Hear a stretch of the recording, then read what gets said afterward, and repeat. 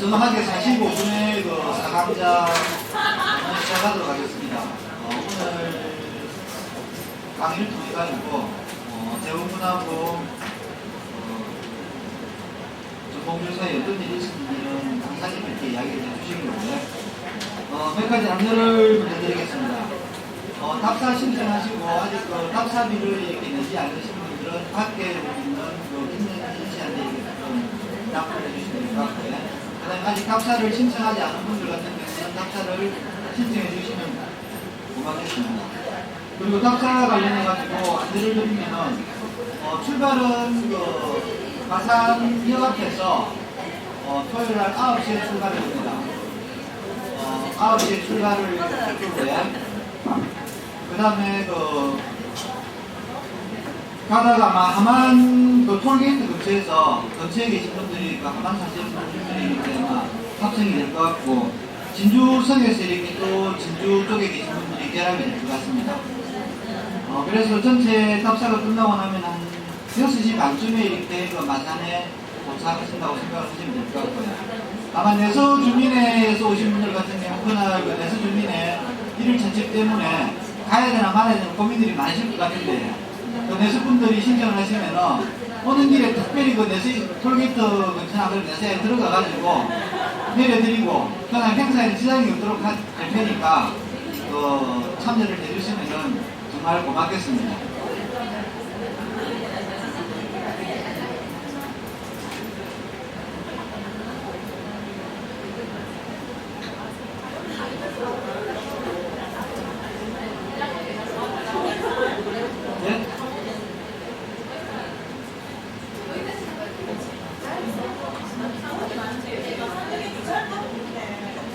마산역. 그럼 창원에서 한다 그러면 창원 어디에서 찾아가라고 보겠습니까? 시청으로 타야 꼼수로 논의합니다. 일단 지금 기사분한테는 창원 부분들이 이야기는 안 드렸거든요. 기사는 그 앞에 경주 혹시 문학여행 가십니까? 경주 문학여행 가십니까? 경주 문학여행 같은 그 기사님이 이번에 하실 거거든요. 그래서 창원 쪽에는 한번 이야기를 드려보겠습니다. 그리고 그 결정을 이 강좌 끝나고 나서 이야기를 드리겠습니다. 공설 운동장 쪽이면 가능하다는 거죠.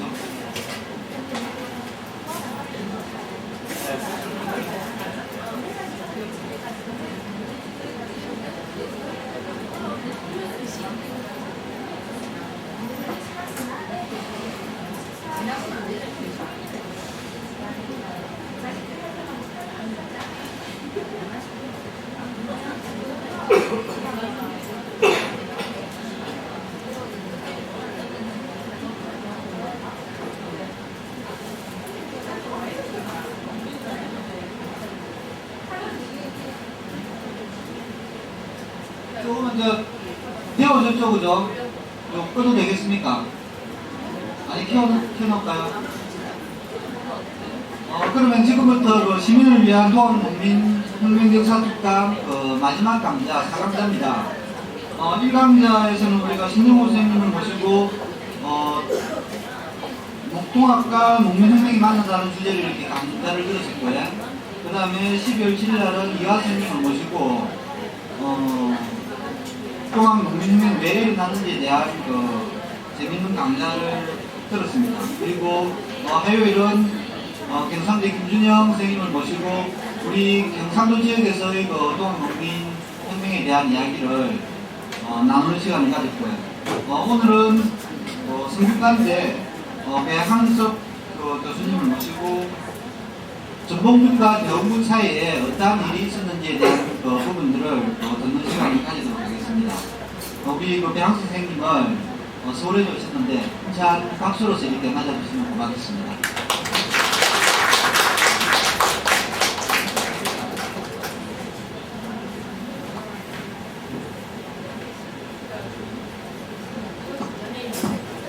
안녕하십니까. 반갑습니다.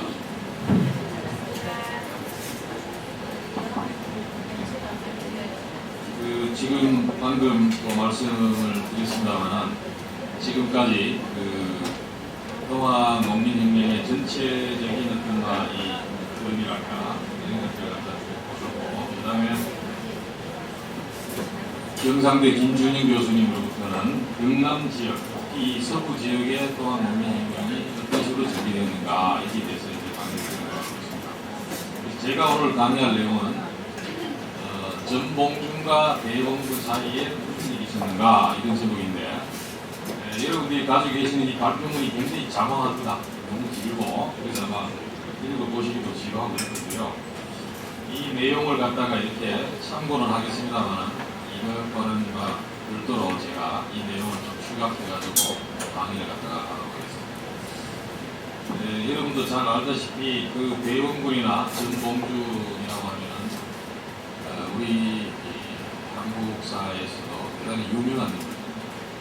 대원군 얼마 전에 명성황후인가요? 그런 어떤 드라마에도 대원군이 중요한 비중을 가지고 있는 거라고. 이 전봉준을 주제로 한 드라마도 과거에 1994년 농민혁명 100주년을 기념해가지고 그때도 드라마가 좀 만들어졌어요. 그래서 이렇게 유명한 이 두 사람들 사이에 무슨 일이 있었는가, 어떻게 보면 좀 생소한 문제일 수 있고,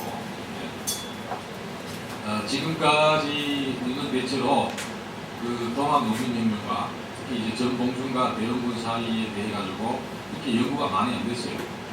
이렇게 많이 알려져 있지도 않았고. 여러분들 뭐 들어본 적 있습니까? 둘 사이가 어떤 사이였는지? 이 보통 사이가 아니고 대단히 깊은 관계를 맺고 있었습니다. 지금까지 이 대원군과 전봉준 사이에 제가 한번 그냥 해볼게요. 그냥 해도 괜찮은 이유는 낫죠? 네. 아니, 이거 쓰셔야 됩니다. 써야 됩니까? 예. 녹음이 됩니까? 아니, 그게 아니고 잘 안 들립니다. 그렇습니까? 그래요. 제가 목소리가 좀 힘든데. 그 대원군과 전봉준 혹은 대원군과 동학혁명, 동학농민혁명에 대해 가지고 얘기가 많이 안 됐어요. 우선 그 동학농민혁명이 일어날 당시에 혹은 그 전부터 대원군과 동학교도들 사이에는 모종의 관계가 있다라는 소문들이 많이 났었습니다. 그리고 농민혁명이 일어날 시기에도 양자 사이에 어떠한 관계가 있다. 또 대원군이 나중에 이제 1894년 6월 21일 날 일본군이 경복궁을 갖다가 강제로 점령을 한 다음에 대원군이 잠시 섭정을 갖다가 다시 하게 되죠. 그때 대원군이 농민군하고 이렇게 연락을 갖다가 이제 하고 그랬었는데, 연락을 한 그 증거들, 편지라든가 이런 것들이 일본군 측에 발각이 되어가지고 대원군이 쫓겨나기도 하고 이런 정도로 굉장히 관계가 많았습니다. 그리고 농민혁명이 끝난 다음에 일제시대에도 물론 일본인 학자들이었습니다만 그 사람들에 의해 가지고 대원군과 동학당이라고 되어 있었는데 동학농민군 사이에는 무슨 관계가 있었다, 이런 것들이 어떻게 보면 공공연하게 이렇게 알려져 있었던 것입니다. 그러다가 해방 이후에도 김상기라는 어떤 학자가, 유명한 어떤 학자인데 그 사람이 쓴 글에서도 조금 이렇게 언급을 해놓은 글이 있어요. 그게 한 1950년 정도, 50년대 이 정도 될 것인데 60년 정도나 그랬는데 그 이후에는 그 양자 사이에 대해 가지고 얘기가 안 나왔습니다. 왜 그런가 하면은 여러분들이 잘 아시다시피 이 해방이 된 다음에 우리나라 한국 사학계가 가장 먼저 해야 될 일이 뭐인가 하면 이제 식민사학을 극복하는 것입니다. 식민사학이라는 것이 뭔가 하니 일본의 식민사학자들이 일본이 조선을 식민지로 지배하는 것은 조선을 위해서 도움이 되는 것이다 라는 그런 입장에서 혹은 그런 이데올로기를 전파하기 위해 가지고 이제 날조를 해낸 것인데, 그 논리가 뭔가면은 조선은 일본에 비해 가지고 역사가 한 1000년 뒤진다고 그랬어요. 그리고 조선의 역사는 정체가 돼 발전을 못한다라는 것이고, 조금의 변화가 있다 하더라도 그것은 조선 사회 내부의 어떤 동력에 의해서 변화가 일어나는 것이 아니라 외부의 자극에 의해서, 그게 이제 타율성입니다. 좀 전에 말한 발전이 안 된다는 게 정체성이고 정체성론과 타율성론이 이제 식민사학의 요체인데 그러한 식민사학을 극복하고 우리 역사도 우리의 힘으로 꾸준히 발전해 나가고 싶다라는 것을 갖다가 증명하는 것이 한국 사학자들이 해방 이후에 해야 될 가장 큰 숙제였습니다. 그래서 나온 것이 이제 자본주의 맹학론이라든가 뭐 이런 것들이 있는데 내재적 발전론 이렇게 얘기합니다만 그것은 뭔가면은 우리의 역사도 우리의 어떤 힘에 의해 가지고 발전해 나가고 있었다. 조선 후기가 되면은 자본주의적인 근대적인 요소들이 많은 부분에서 나오고 있다. 그런 걸 갖다 쭉 보여주는 것이 역사학의 아주 중심적인 과제입니다. 그러다 보니까 동학 농민혁명에 대해 가지고는 대단히 긍정적으로 이제 평가를 갖다가 하고 싶은데 그래 했죠 실제로 동학혁명이라고 얘기하고 동학 농민전쟁, 남한 농민전쟁 이렇게 합니다만 다 그것은 뭔가면은 근대 사회를 갖다가 지향하는 움직임이었다라는 것을 갖다가 거긴 담고 있습니다. 그런데 여러분들이 잘 아시다시피 대원군이라는 사람은 어떤 사람입니까? 대단히 수구 꼴통이다.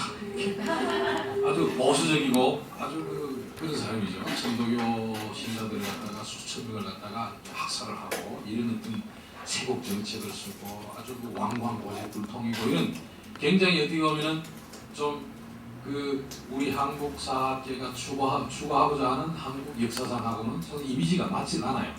보수적이고 아주 고리타분하고 이런 사람이기 때문에 그래서 동학 농민혁명을 좋게 평가하기 위해 가지고는 대원군하고 어떤 관계가 있다라는 것을 얘기하는 것이 뭔가 껄끄러워요. 그러다 보니까 어떻게 됩니까? 그 부분에 대해 가지고 입을 다물어 왔습니다. 지금까지. 그런데 역사는 그렇게 입을 다문다 해가지고 있었던 사실이 없어지는 것은 아니죠. 아니고 중요한 것은 뭔가 하면은 전봉준과 대원군 사이 혹은 전봉준과 동학 농민혁명 사이에 어떤 관계가 있었다 해서 동학 농민혁명이나 전봉준이라는 사람이 가지는 역사적 의미 그들이 한 일의 의미 이런 것들이 가치가 이렇게 평가절하되는 것은 결코 아니다라는 것입니다. 관계를 맺었다 하더라도 어떤 식으로 관계를 갖다가 맺고 있느냐 어떤 목적에서 맺고 있느냐 이런 부분들이 중요하다 그런 생각에서 오늘 양자 사이에 대해서 좀 알아보도록 하겠습니다. 이 동학 농민혁명이 전개되는 과정은 쭉 여러분들이 들었겠습니다만은 1864년 60년에 동학이 창도가 되고 최재우라는 사람이 동학을 갖다가 이제 만들었죠. 64년에 이 사람이 이제 잡혀가지고 교수에 채입니다. 그리고 나서 최시영이라는 제자가 도통을 갖다가 이어받아가지고 동학을 이제 전국에 쭉 이렇게 전파를 하고 다니게 되는데 1880년대쯤 그 전까지는 굉장히 숨어서다녀요. 경상북도 산골짜기라든가 강원도, 충청도 이 남양 쪽에 산골짜기를 갖다가 숨어 다니면서 이렇게 포교를 하는데 그래서 이 최시영이라는 사람의 별명이 최보따리입니다. 최보따리 선생. 아주 재미있죠. 그 요즘도 최시영이 체포가 된 저 원주 옆에 있는 송동이라는 데 가면은 그 말 앞에 거기 있고요. 최보따리 선생이 살던 곳인가 이렇게 이제 써 있는 이렇게 한말이 있습니다. 표석이. 그래서 이 최보따리라고 그 말은 뭔가 하면은 잠시도 어디에 오래 있지를 못해요. 체포됐다가 그리고 또 부지런히 다니면서 포기를 해야 되니까 이렇게 이제 활동을 했는데. 그러한 어떤 그 산골짜기 중심으로 이렇게 포교 활동하는 것이 1880년대 중반부터 충청도 지역으로 쭉 이렇게 편야 지역으로 나가기 시작해가지고 1880년 말 정도가 되면은 전라도 일대까지도 동학이 확산이 됩니다. 그러면서 동학 교도들이 굉장히 많아지는데 중요한 것은 뭔가면은 이때 동학에 가담한 사람들의 상당수는 동학 교리에 대해 가지고 혹은 동학의 어떤 그 신앙을 갖다가 위해 가지고 들어갔다기보다는 다른 뜻을 가지고 가는 사람이 많았다는 것입니다. 그러니까 우리가 이제 보통 면역 지향적인 인물이다 이런 얘기를 하는데 뭔가면은 동학이라는 것이 그 전에 볼 수 없을 만큼 전국적인 조직을 갖다가 갖추고 있고 많은 교도들이 있기 때문에 그 조직을 갖다가 잘 활용한다면은 정말로 이렇게 거사를 치룰 수 있겠다. 반란을 한번 일으킬 수 있겠다 이런 생각을 갖다 하는 사람들이 많아져 갔어요. 그 가운데 한 사람이 바로 전봉준입니다. 전봉준이 동학에 들어간 것은 여러 설이 있습니다만은 대체적으로 1892년 정도에 동학이 입도한 것으로 이렇게 지금 알려져 있습니다. 그리고 이제 그 무렵에 이미 손화중이라든가 김계남이라든가 등 동학 농민혁명의 최고의 지도자 나머지 두 사람은 이미 전봉준이 들어가기 전에 동학에 입도했었어요. 그래서 이제 전봉준이 동학에 입도하는데 전봉준이 동학에 입도한 다음에 동학 교단 자체에서도 중요한 변화들이 일어나요. 그러한 변화를 갖다가 잘 보여주는 것이 있는가 하면은 1893년 10월 달에 공주에서 충청남도 오늘날 충청남도 공주에서 공주의 그 당시에 충청 감정이 있었어요. 그래서 공주에서 뭐가 일어나는가 하면은 이른바 교조 신원운동이 일어납니다. 그 이전에도 어떻게 돼요? 교도들이 동학에 대해 가지고 관에서 침탈이 심해지고 막 와가지고 재산을 뺏어가고 못되게 막 못살게 울고 잡아가지고 해가지고 정말 이렇게 하지 피해를 보니까 동학 교도들이 교조 최시영에게 교조 신원 운동을 갖다가 하자. 그래서 포교의 자유를 얻자 여러 번 요청을 하지만은 최시영이 그때마다 아직은 때가 안 되었다 해가지고 반대를 했습니다. 그러나 전봉준이 입도한 그 무렵부터 교단 내부에서 제가 보기에는 이른바 변혁지향적인 이런 사람들끼리 나름대로 논의를 통해 가지고 그런 교조 신원운동이나 이런 실천 행위를 갖다가 이제 추동하게 되고 그것이 결과가 이루어진 것이 1892년 10월 달에 공주 집회였다. 공주 집회에서 무엇을 주장하는가 하면은 동학 교도들이 포교의 자유를 달라는 것입니다. 한마디로 교조 최재우가 억울하게 죽었으니까 그 억울함을 풀어달라는 것이 신원입니다. 신노 별 신자 억울함을 얹혀서 신원운동인데 그 말은 뭔가 하면은 억울하게 죽었으니까 억울하게 풀어달라는 것은 억울하게 죽였다는 게 이제 뭔가 하면 좌도 난전 그러니까 사악한 나쁜 그런 도를 전파해 가지고 올바른 것을 어지럽혔다라는 제목으로 이제 죽었거든요. 그래서 그것이 아니고 동학은 좋은 것이다 라는 것을 정부에서 인정을 해달라는 것이 바로 신원운동입니다. 그런 운동을 갖다 전개하지만은 충청 감영에서는 그것은 우리가 할 수 있는 것이 아니다. 조정에서 금하는 것이기 때문에 내가 좀 졌다 이런 식으로 해가지고 무마를 해서 이제 돌려보내는데 그래도 동학 교도들은 그러한 관의 태도에 고무가 됩니다. 왜 그런가 하면 수천 명이 모여가지고 어떻게 보면은 그 자체로도 굉장히 중요한 역사적 의미가 있어요. 수천 명이 모여가지고 요즘에 그냥 데모를 한 거예요. 데모를. 자기들의 요구 조건을 내걸고 데모를 갖다가 이렇게 했는데 일반적으로 우리가 밀라만 이렇게 해서 밀란 주무단이 처벌을 받고 이래야 되는데 거기서는 당장 이렇게 체포되고 이런 사람들 없었어요.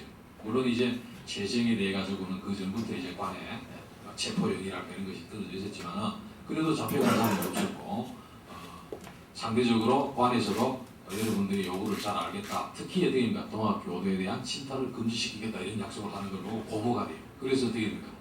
교주 최시영이 그 다음 달에는 전라남도, 전라북도 삼례라는 곳에서 다시 한 번 더 전라남사를 대상으로 해가지고 교조 신운동을 갖다가 벌이자 해가지고 교도들을 갖다가 자기가 직접 불러 모읍니다.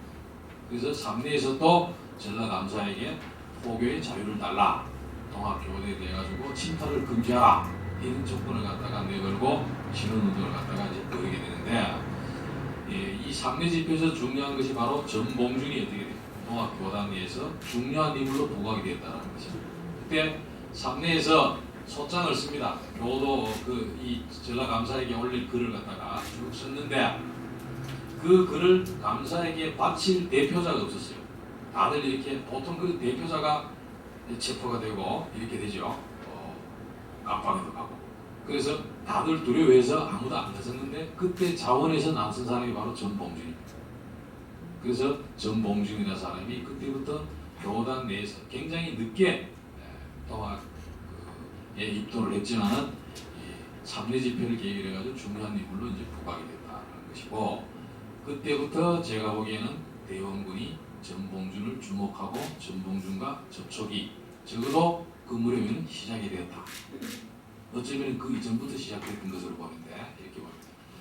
왜 그런가 하면은 대원군이라는 사람은 어떤 사람입니까? 1864년부터 고종이 어린 나이에 왕이 되니까 고종을 대신해서 섭정이라는 걸 갖다가 했어요. 그러다가 73년 말에 쫓겨난 하야를 갖다가 사실상 쫓겨나요. 누구한테 쫓겨난가 하면 민비한테 쫓겨나요. 명성황후죠. 명성황후가 이제 쫓겨났는데, 그랬다가 이 사람은 권력력이 아주 대단한 사람인데, 그래서 한 10년 권력을 잡고 있다가 쫓겨나서 또 한 10년 정도 있다가 1882년에 이모군란이라는 것이 일어나죠. 군란이 일어났을 때 한 달 동안, 33일입니다만 한 달 동안 또 권력을 잡아요. 그러다가 어떻게 돼요? 청나라 군대에 해가지고 천진에 있는, 중국 천진에 있는 보정부라는 것을 붙들려 가지고 유피 생활을 하다가 85년에 귀국을 합니다. 귀국을 할 때 인천으로 들어왔는데, 요즘 얘기하면은 연도에, 인천에서부터 서울로 들어온 연도에 이 국민들이 나가가지고 태극기를 흔들고 환영을 했어요. 그런 식으로 아주 굉장히 환호를 갖다가 하고, 그래서 그 당시 가장 인기 있는 정치인이 바로 대원군이었습니다. 가장 인기 있는 정치인. 그래서 들어와가지고도 다시 이제 문영궁에 이제 사실상 이게 연금 생활 비슷한 걸 합니다. 예, 계속 감시를 해요. 일본이나 청나라에서 혹은 보정도 이렇게 감시를 하고 해가지고, 연금 생활 같은 걸 갖다가 쭉 하면서도 권력에 대한 어떤 욕심을 버리지 못하고 쭉 있다가 보니까 동학 교도들이 신원운동을 벌이고 굉장히 많은 사람이 거기에 가입을 해가지고 활동을 한다는 사실을 알고, 그것을 이용해가지고 다시 한번 권력을 잡아봐야 되겠다라는 생각을 합니다. 그러던 차에 어떻게 됩니까? 전봉준이라는 사람도 자기 시야에 들어왔던 것이죠. 그래서 이 대원군은 동학을 이용해가지고 권력을 한번 잡아보겠다라는 생각으로 동학에 접근을 하게 됩니다. 그러면은 전봉준은 어찌하여 대원군을 갖다가 만났느냐? 그러면 아까도 얘기했지만은 1893년에 11월 달에 3대 집회에서 전봉준이 중요한 인물로 이렇게 부각을 갖다가 했고요. 그 다음 해 2월 달에는 무슨 일이 일어납니까? 서울에서 동학교도 대표들이 서울에 올라가가지고 광화문 앞에서 복합 상사합니다. 복합이라는 것은 대궐 앞에 엎드린다라는 것. 대궐 앞에 엎드리고 국왕에게 직접 교조가 억울하게 죽은 것을 갖다가 이렇게 해줘해달라. 동학에 이제 자유를 달라. 동학은 그렇게 나쁜 것이 아니다. 유교하고 비슷한 것이다. 뭐 이런 식으로 동학의 포교를 갖다가 포교의 자유를 달라라는 그런 어떤 상소문을 갖다 올렸는데, 이것도 역시 어떻게 됩니까? 굉장히 중요한 의미를 가지고 있습니다. 왜 그런가 하면은 조선 시대에 전제왕권이죠. 국왕이라는 존재가 우리 온 영토와 인민 백성들에 대해 가지고 모든 어떤 그 이 주권을 갖다 독점하고 있죠. 그런 어떤 정치 사회에서, 정치 체제에서 유생들이 가끔 성균관 있죠. 오늘 이제 성균관에 성균관의 유생들이 거기서 공부하는 어떤 학생들이 국왕이 내놓은 어떤 정책이나 어떤 일이 자기들이 봤을 때 좀 잘못이다라고 판단을 하면은 가끔씩 어떻게 됩니까? 요즘 얘기하면은 파업 투쟁을 벌였어요. 수업을 안 받고 이렇게 데모를 하기도 하고 이런 일들이 있습니다만은, 일반 백성들이 그것도 국왕을 갖다가 상대로 해서 그런 데몬스트레이션을 갖다 한다는 것은 대단히 중요한 의미를 가져요. 상상하기 힘든 것이었어요. 그런 일을 갖다가 이제 한 것이죠. 그래서 국왕도 어떻게 됩니까? 교도들의 상소문을 받아들이질 않아요. 국왕이 상소문을 갖다가 받아들이는 것은 어떻게 됩니까? 양반이나, 그죠? 양반이나 돼야 양반이 수령들을 통해 가지고 이렇게 올리면 이제 한 번씩 받아볼 수 있는 것이지, 국왕이 직접 백성이, 그것도 어떻게 됩니까? 양반도 아닌 동학교도라고. 그 당시에 동학은 어떻게 됩니까? 정부에서 사학으로 아주 그 나쁜 어떤 그 무리를, 나쁜 어떤 학문, 나쁜 어떤 가르침으로 이 규정을 해놓고 있었기 때문에 그런 무리들이 올리는 상소를 갖다가 명분상으로도 받아들일 수 없는 것이죠. 그래서 절차상의 문제가 있다라고 해가지고 끝까지 받아들이질 않았다. 그 대신에 이제 귀가하면은 내가 동학에 대해 가지고 관리들이 침탈하는 것을 갖다가 막아주겠다 이런 약속을 갖다가 합니다. 그래서 이제 돌려보내는데, 그렇게 교도들이 내려온 다음에도 정부의 약속은 지켜지질 않고 동학 교도에 대한 탄압이 계속돼요. 그러니까 동학교단에서는 다시 한번 총궐기를 갖다가 다시 한번 이제 데모를 하자 그래가지고 1893년 3월 10일날 3월 10일 11일인데 그때 충청북도 보은에서 다 모여라 해가지고 보은 집회라는 것을 갖다가 열게 됩니다. 보훈 집회를 갖다가 열게 되고 그 보훈에서 집회가 일어날 때 똑같은 시기에 전라도 금구라는 곳에서도 다시 또 다른 집회가 근데 같은 집회인데 제가 보기에는 보훈으로 다 이제 올라오지를 못하니까 전라도 지역 교도들이 중심이 돼가지고 금구에서도 그런 집회를 갖다가 가졌다. 그런 집회를 갖다가 가지지만 한 달 정도 이렇게 그러다가 정부에서 결국은 이렇게 의윤중이라는 이 사람이 이제 선무사로 내려가가지고 그 선무 그러니까 좀 다독거려주고 그 사람들이 교도들이 하고 싶은 얘기를 듣고 해가지고 무마해가지고 결국 해산이 되고 마는데 이 중요한 것은 뭔가 하면은 이러한 교조 신원 운동이 쭉 이렇게 전개되는 기간 동안에 아주 그 주목할 만한 변화가 있다는 것입니다. 어떤 변화가 하면은 아까 얘기했듯이 1893년 10월 달에 공주 집회, 11월 달에 전라도 3대 집회, 그 다음에 1893년 2월 달에 광화문 복합상소 이때까지만 하더라도 교도들이 주장하는 내용은 어디입니까? 포교의 자유고 교조의 억울함을 풀어달라는 것이고 동학은 사학이 아니다. 사학한 학문이 아니다. 이런 어떤 얘기들이 있습니다. 간혹 조금씩 어떤 그 외국 상인들이 그 서울에 들어가지고 장사를 갖다가 못하도록 하라는 이런 얘기가 이제 하나씩 끼어드는 경우가 있습니다만은 기본적으로는 그런 주제였는데 1893년 3월 달에 일어난 보훈 집회, 금구 집회에서는 어떻게 돼요? 그런 얘기가 하나도 안 나옵니다. 하나도 안 나와요. 완전히 없어져 버리고 오로지 어떻게 됩니까? 척외양 얘기만 나옵니다. 그 이전에는 척외양 얘기가 안 나왔어요. 그러다가 거기서부터는 오로지 척외만. 그러니까 우리가 좀 이렇게 상황 변화에 따라 가지고 조금씩 이렇게 변화할 수는 있는데 어떻게 되는가 하면 완전히 어떻게 됩니까? 완전히 달라져요. 그 이전에는 척외양 얘기가 사실상 없었다 해도 과언이 아니고 오로지 교조의 신원, 종교적인 얘기만 하다가 보훈 집회부터는 됩니까? 종교적인 얘기는 하나도 안 나옵니다. 동학 얘기는 하나도 안 나오고 오로지 척외양 얘기만. 이는 뭔가 중요한 어떤 변화가 있다라는 것을 보여주는 것인데 그런 변화와 관련해가지고 중요한 것이 바로 전봉준과 대흥군 혹은 동학 농민군과 대흥군의 관계다 이렇게 볼 수 있습니다. 왜냐하면은 이 보훈 집회가 일어날 때 1893년 3월 10일 날 보훈 집회가 이제 시작이 되는데 그것이 일어나기 한 달 전에 무슨 일이 있었는가 하면 서울에서 아까 얘기했듯이 복합상소가 있었죠.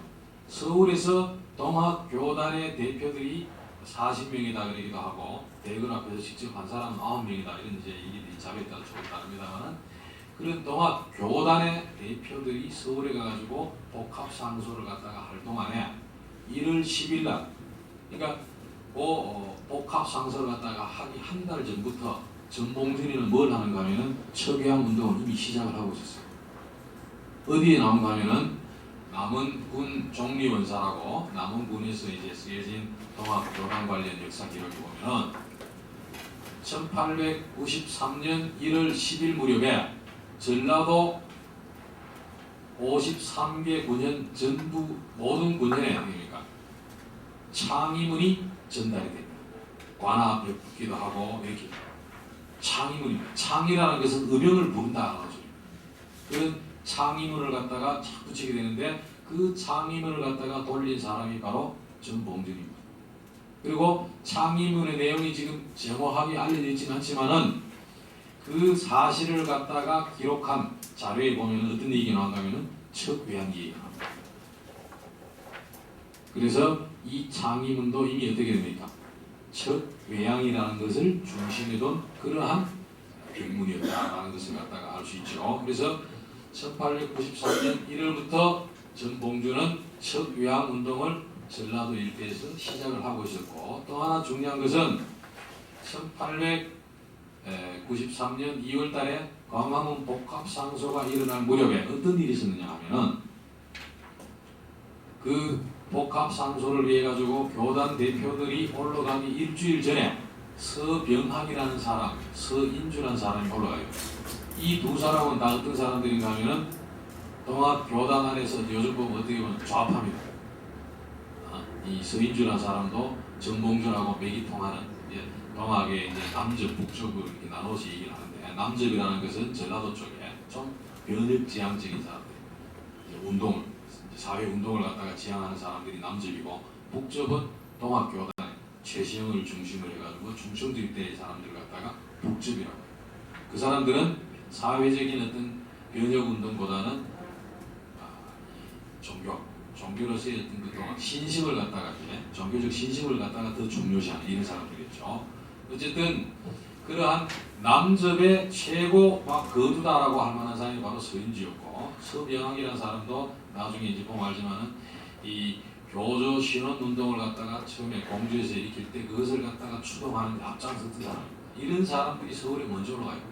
올라가가지고 뭘 하는가 하면은 이 원래는 교단 대표들이 올라가가지고 복합상소를 갖다가 하기 전에 여러 가지 준비해야 될 것들이 있죠. 그런 준비를 하기 위해 올라갔는데, 그런 준비는 안 하고 이 사람이 뭘 하는가 하면은 대원군을 만났어요. 대원군을 만났고, 그래서 모종의 합의를 갖다가 하고, 교단 대표들이 2월 8일날 서울에 올라오니까 그 대표들, 그 교단 대표들이 누가 있는가 하면 우리가 잘 아는 의암 손병이라든가 김영국이라든가 이런 교단에, 동학 교단에 이제 이런 사람들이 있는데, 이런 사람들이 올라오니까 뭐라고 하는가 하면은 교도들의 옷을, 동학 교도들의 옷을 병복으로, 군복으로 갈아입고 반란을 일으켜야 된다. 반란을 일으켜가지고 어떻게 됩니까? 정부의 간당들을 쓸어 엎어버리고 정부를 혁신을 해야 된다.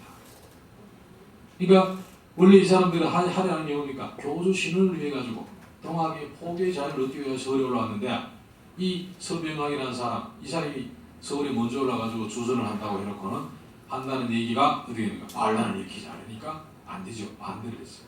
그래서 결국 반대에 부딪혀서 당장 반란이 일어나지는 않았어요. 않았지만은 복합상소 직후부터 서울 혹은 또 지방 몇 군데에서도 어떤 일이 일어나는가 하면은 척외양 방문, 척외양을 갖다가 주조로 하는 그러한 견문들이 붙기 시작해요. 거기에 보면 이제 어떤 얘기가 나오는가 하면은 동학 얘기는 역시 한마디도 안 나옵니다. 동학 얘기는 안 나오고 서양 세력과 일본 세력을 갖다가 물러나라고 요구하는 거죠. 그런 것을 갖다가 쭉 여러 군데 이제 그렇죠. 보면 아주 재미 좋은 어떤 그런 경문 내용에 보면 재미 좋은 게 있는데, 이거 보면은 여러분들 32페이지 한번 보세요. 이 책 32페이지 보면은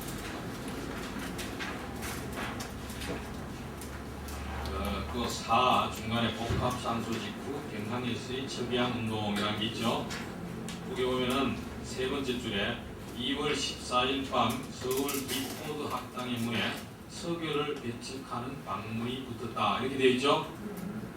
그 내용은 서학에 대한 비판과 함께 조선의 서교 신자들, 이미 그 천주교 전례가 돼가지고 조선의 천주교 신자들이 많았죠.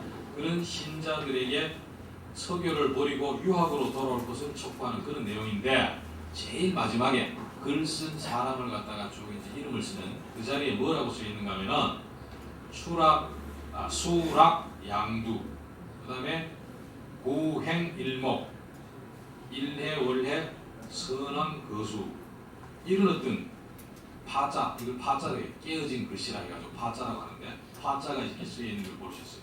이게 뭐 수락 양두입니다.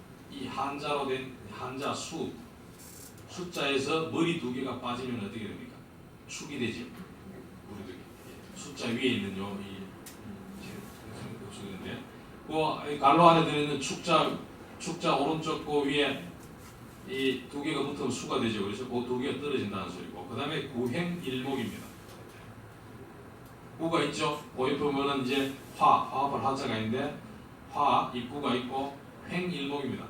나무목에다가 옆으로 하나가 더 걸쳐 있다라는 것이죠. 그렇게 되면 어떻게 됩니까? 나무목 위에 옆으로 삐딱한 게만 하나 붙어가지고 화합할 한자가 됐죠. 글자가. 그 다음에 일해월해, 해라는 것은 여기서 그냥 단순히 이제 붙여놓은 것인데, 일과 월을 합하니까 밝을 명이 되고, 그 다음에 선왕 거수입니다. 거수, 이 글자에다가 그 옆에 이제 물수죠. 삼수를 갖다 붙이는 법이 되죠. 그래서 이게 뭔가 하면은 축화명왕선왕법. 이게 뭔가 하면은 화라는 것은 이제 여기서 척화비, 여러분들이 이제 전국에 붙어있던 대형건식의 척화비일 때 이제 화라는 것인데, 이건 뭔가 하면은 서양이나 일본 세력과 그러니까 화의를 맺으면 안 된다라는 것이에요. 화의를 맺으면은 주화매국이라고 그랬죠. 대형건은 주화매국. 화의를 갖다가 주장하는 것은 나라를 팔아먹는 짓이다. 얘기해서 그 화의를 이게 반대한다라는 것이죠. 반대하고 명선왕법. 선왕의 법을 밝힌다라는 것이 이런 어떤 파자들이 이렇게 붙어있는 걸 갖다가 보시는데, 이때 기포학당이라든가 미국인 존스의 집 교회당, 그 다음에 프랑스 공관, 동대문 시장, 남대문 시장, 그 다음에 일본, 그 다음 페이지 한번 보세요. 그 다음 페이지 보면은 일본 공사관 이런 데도 쭉 이렇게 이제 있는데, 그 중간에 인용해놓은 걸 보면은 삼각 노인왈, 지금 잘 안 보이는데 삼각 노인왈, 여기도 보면은 그런 아까 했던 파자가 나와 있어요. 등천 수두진 해가지고 이제 이거 이제 시다생한테 이런 가서 보세요. 이런 식으로 서울 외국 공간이라든가 동대문 사람이 많이 다니는 시장, 동대문 시장, 남대문 시장 뭐 이런 쪽으로 요즘 얘기하면 그런 쪽으로 이런 어떤 척이한 경문들이 이제 많이 붙는 것을 갖다가 보세요. 그리고 이 무렵에 또 어떤 일이 나는가 하면은 서울에서 실질적으로 이 뭡니까 이게 병난을 갖다가 일으키려는 그런 움직임들이 사실 있었어요. 이 보훈 집회 그 무렵에 이제 특히 아주 노골적으로 이제 보여주는데, 그래서 이런 어떤 과정을 갖다가 쭉 거쳐가지고 앞에 있던 1893년 3월달에 보훈 집회 무렵에는 본격적으로 척이한 경문이 등장한다. 그런데 이 척이한 경문이 어디 나오는가 하면은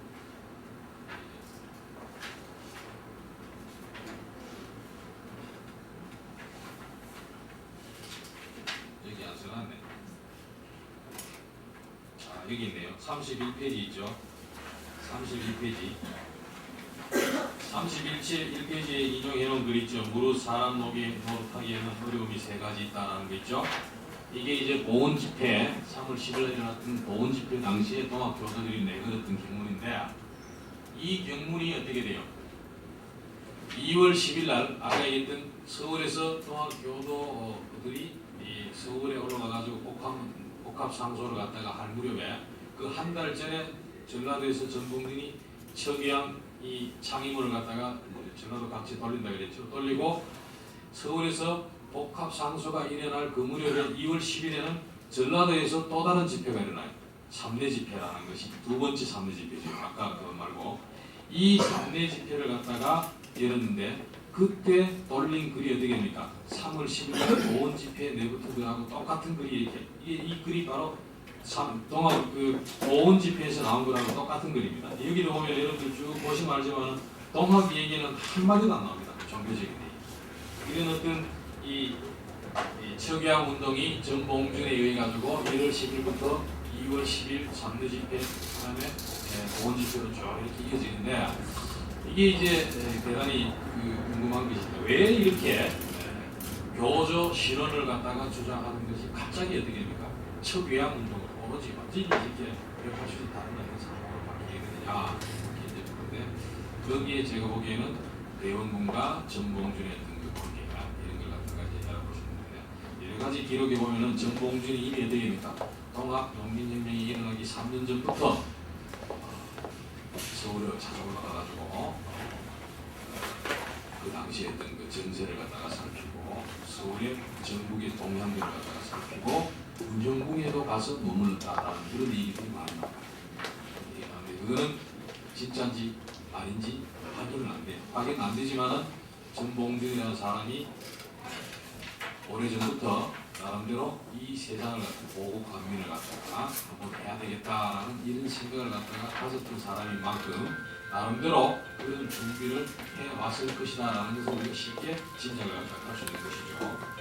그래서 서울에 올라가가지고 여러 가지 이렇게 이제 뭐 사람들도 만나고 그랬다 그러는데, 기록에 이제 하면은 특히 이제 대원군 집에 찾아가가지고 대원군 집에 그 당시에 찾아온 사람들이 많았고 대부분의 사람들이 와가지고 그러니까 대원군들 잘 모여가지고 반지기를 하나 얻으려고 이런 사람들이 많았는데 전봉주는 그렇게 찾아와가지고도 아무런 어떤 그런 자기 어떤 그 부탁 같은 걸 안 하니까 대원군이 불러가지고 물어봤대. 무슨 어떤 부탁할 게 없느냐고 물어보니까 대원군이 나는 그런 생각을 없고 세상을 한번 이렇게 바로 잡아야 된다는 생각을 하고 있다. 이렇게 해가지고 양자 사이에 일투합해가지고 바로 이렇게 한번 거사를 갖다 한번 하겠다라는 이런 어떤 합의가 일어났다. 이런 얘기도 있고 그래요. 그건 뭐 아직 제목이 좀 과장이 됐을 가능성이 큰데 어쨌든 그런 정도로 전봉준이라는 사람은 여러 가지 활동을 갖다 하고 있었다는 것이고 그 다음에 이 보훈 집회에서 아까 얘기했지만 서울에서 광화문 복합상소가 일어났을 때 그 다음에 이제 상내에서 그 무렵에 이제 심판이 없어가지고 여기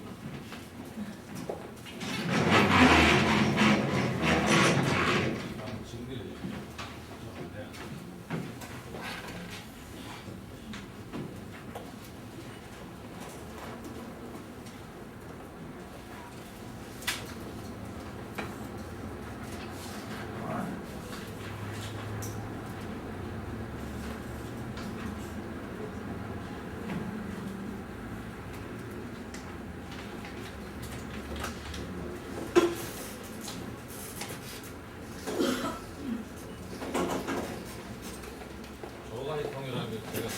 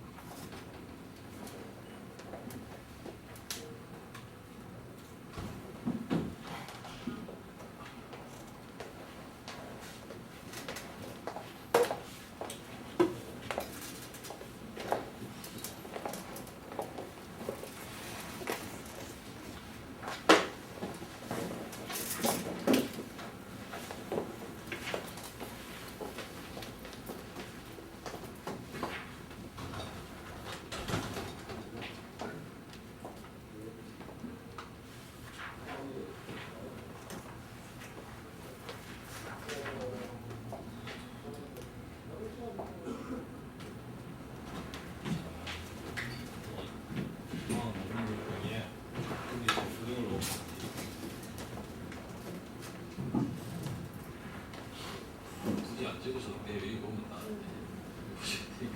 그래서 왜냐면 이 공주 집회가 이제 처음으로 이제 이른바 교조 신언입니다. 교조 신언 운동, 교조 신언 운동이 여기서 시작이 됩니다. 근데 이제 종교적인 것이죠.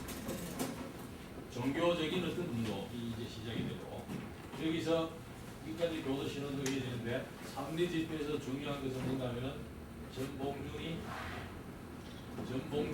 보정을 한다. 이 보정을 갖다 한다. 이게 글을 쓰는 글을 갖다가 소장을 갖다가 감사하게 올리는 글을 갖다가 보정을 한다. 그리고 전봉준이 교단 내에서 중요한 인물로 부각이 된다. 중요한 인물로 이렇게 부각이 되는. 그다음에 이 조가인통이라는 것은 뭔가 하면 3대 집회가 끝난 다음에 정부에다가 조선 정부에다가 그때 이 광화문 복합상소 때는 직접 가가지고 상소를 갖다가 하는 것이지만 이때는 글을 보내가지고 어떻게 됩니까?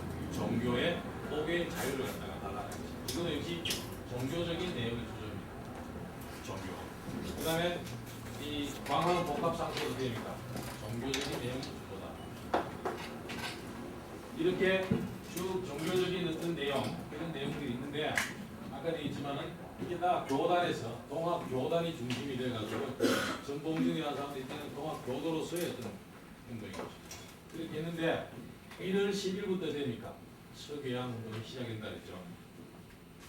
전봉준이 어떻게 1월 10일 날 전라도 각지에 창임을 갖다가 돌렸다 했는데 그때부터 서교양 시작됐고 서울에서 광화문 복합상소가 일어날 때 교단에서는 종교적인 운동을 했고 이 광화문 복합상소에서는 상소문을 갖다가 보면 어떻게 됩니까?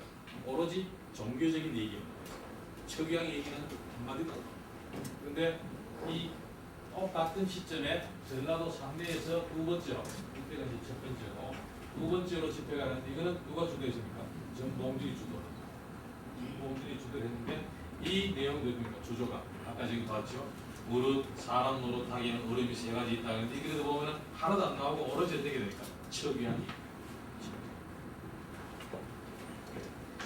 척위양 운동만 나오고 이때부터 이어져 가지고 보험 민주 집회 약 한 달 동안 쭉 이어지는데 한 달 조금 안 되게 됩니다. 이때는 어떻게 됩니까? 척위양 척위양 이제는 종교 얘기는 어떻게 돼요?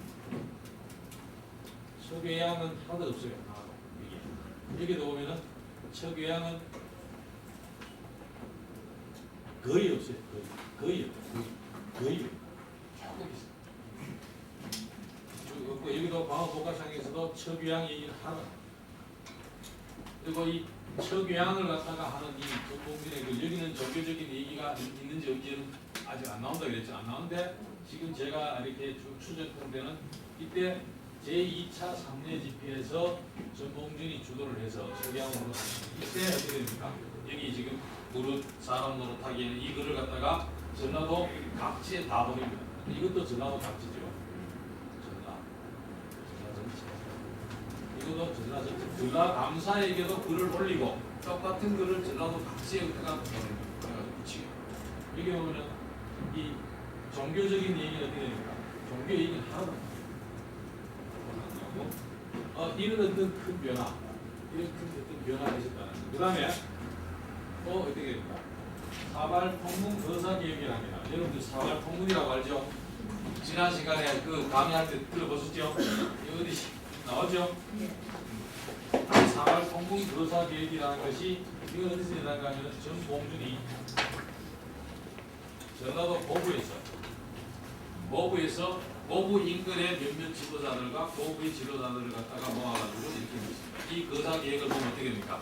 조명가비를 갖다가 도술하고 죽이고 전라감령을 갖다가 전령을 하고 서울로 철거하자 이런 얘기가 나오죠. 그 계획이 11월 달에 93년 11월 달에 여기 어떻게 됩니까? 여기 어떻게 돼요? 척위양 얘기가 이런 광고가 나옵니다. 그런데 이게 동학 농민혁명을 갖다가 이해하는 데 굉장히 중요한 것입니다. 이런 그림을 갖다가 이해하는 그 다음에 제1차 농민전쟁 농민혁명이 언제 시작되는가 하면은 1894년입니다. 1894년. 그렇죠? 우리가 3월 20일 날 전라도 무장, 오늘날 이제 고창이 있는데 무장이 지금은 고창군에 이제 포함이 되죠. 그 무장이라는 곳에서 무장 포고문을 갖다가 포고문을 전봉준이 이제 썼던 것으로 이제 보이는데 포고문을 갖다가 그리고 농민전쟁이 시작이 됩니다. 여기서 전봉준이 주도를 하고 전라도 지역에 농민들이 중심이 되어가지고 이제 이걸 합니다만 여기는 어떻게 돼요? 척위양 얘기는 하나도 안 나와요. 척위양 얘기가 하나도 안 나오다가 제2차 전쟁 1894년 9월 10일 날 그 사이에 3월부터 9월 사이에 무슨 일이 있었는가 하면은 일본 군들이 들어와가지고 청나라 군대 일본 군대가 들어와가지고 일본 군대가 경복궁을 강제로 점령하고 청일 전쟁을 갖다가 도발합니다. 도발해서 사실상 이때 되면 전쟁이 끝나지는 않았지만은 일본의 승리가 거의 확정된 시점입니다. 그래서 어떻게 됩니까? 일본군을 물리치기 위해 가지고 일어나는 것이 2차 농민혁명입니다. 그 2차 농민혁명 단계가 뭐 어떻게 돼요? 척위양이라는 것이 왜죠? 척위기가 전면에 등장하게 됩니다. 이 큰 그림이 이렇게 됩니다. 큰 그림이 되는데 이런 큰 변화 중에서 특히 어떻게 됩니까? 이 앞에 이 모은 이 앞까지의 이 변화, 이것은 제가 보기에는 대원군과의 관계, 대원군과의 관계가 대단히 중요하다. 왜 중요하냐 하면 아까 얘기했죠. 대원군이라는 사람이 어떤 사람이고 이 무렵에 어떤 그 보면은 정교라는 사람이죠. 대항 개념사를 쓴 정교라는 사람이 있어요. 정교라는 사람은 어떤 사람인가 하면은 이 한말에 정부에서 요직을 갖다 관리를 했던 사람이고 대단한 지식인입니다. 이런 사람이 있으면 대항 개념사라고 했는데 그 대항 개념사에서 어떤 얘기인가 하면은 광화문 복합사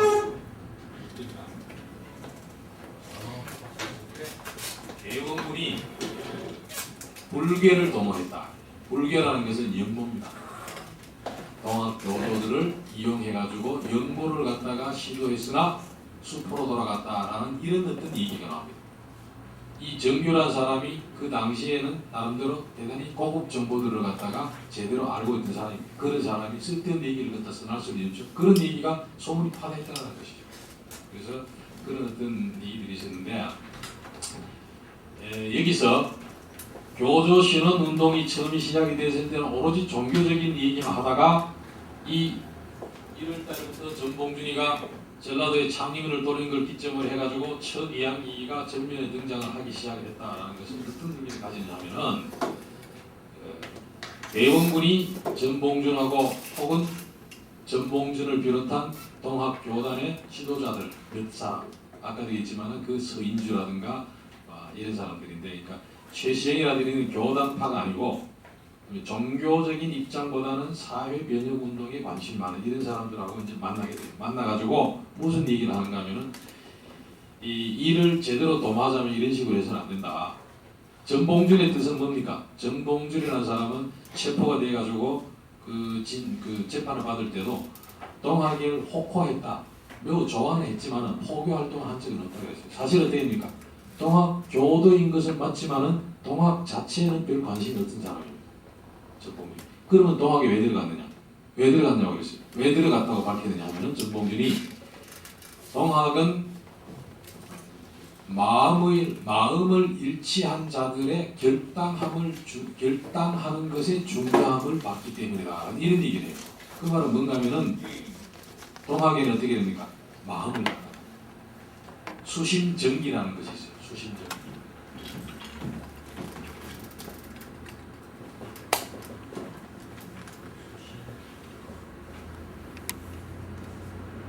수심정기란 동학에서 이렇게 이 수심 혹은 경처, 수심 경처,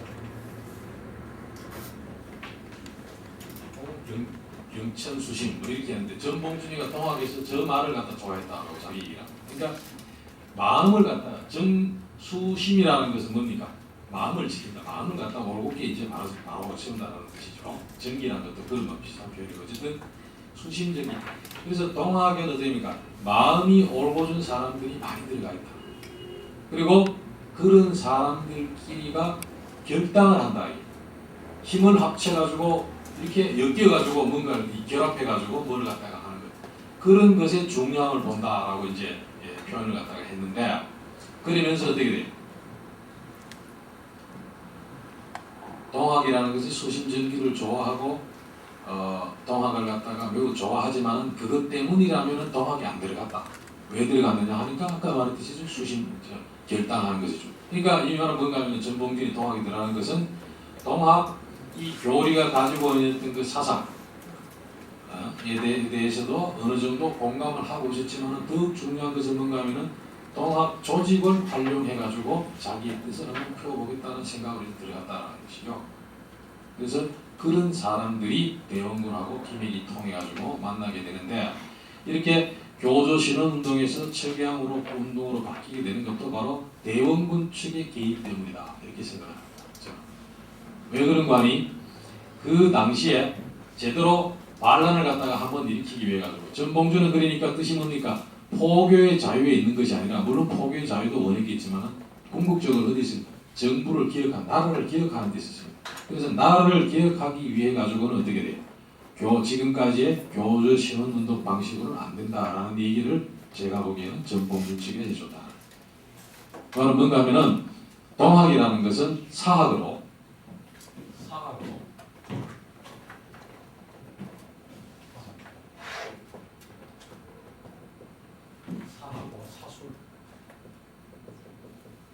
학술로 이렇게 규정이 되어가지고 아주 그 비난을 받고 배척을 받고 있습니다. 특히 누구한테 하면 그 당시에 이 양반 유생들.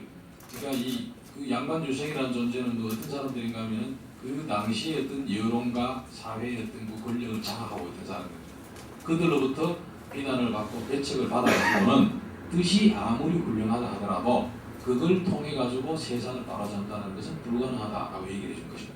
그래서 어떻게 돼요? 그들을 끌어들여야 된다. 끌어들이기 위해 가지고 가장 좋은 것이 뭔가 하면은 척의양이다 하는 거죠. 척의양은 뭡니까? 그 당시에 요즘 얘기하면 뭐라 해야 될까? 요즘 그런 거 잘 없나? 요즘 잘 없는데 우리가 한때 그 방공이 국시다하던 그 이승만이라든가 박정희 시절 같은 경우에 되니까 방공을 갖다가 내세우면 이익이 다 돼요. 방공을 갖다 표방하면은 다 돼요. 그러나 이 좀 그때 그리고 또 이 그때 종교 뭐또 많이 이제 활동을 했습니다. 어쨌든 그래서 시대적인 사조였습니다. 가장 인기 있는 말이었습니다. 척의양. 외놈들 양놈들이 우리나라를 갖다가 먹으려한다. 이거 막아내야 된다고. 아니면 우리를 망한다. 이런 어떤 생각에 팽배해 있었기 때문에 척의양. 그래서 되니까 갑신정변을 갖다가 이렇게 한다든가 개합하 이런 사람들이 남들은 좋은 뜻을 가지고 있었어요. 나라를 팔아먹으려는 사람들은 아니었어요. 그러면 어떻게 돼요? 민중들이 다 싫었어요. 갑신정변이 일어났을 때 서울 시내 모습을